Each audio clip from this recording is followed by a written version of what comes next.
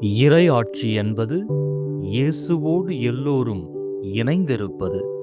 ஆண் பெண் என்று பாகுபாடின்றி ஒன்றாய் செயல்பட்டு பிறருக்கு பணிவிடை செய்வது.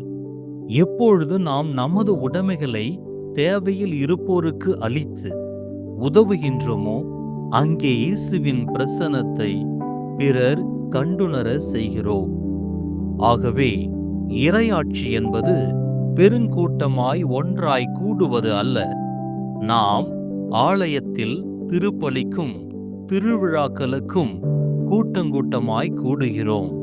ஆனால் ஒரே எண்ணத்தோடு இறைவனோடும் பிறரோடும் ஒன்றித்து வாழ கற்றுக்கொள்ள வேண்டும். ஒன்றித்து வாழ்வதே இறையாட்சி. இறைவன் நம்மை ஆட்சி செய்ய நம்மையே அனுமதிப்போம். ஆமென்.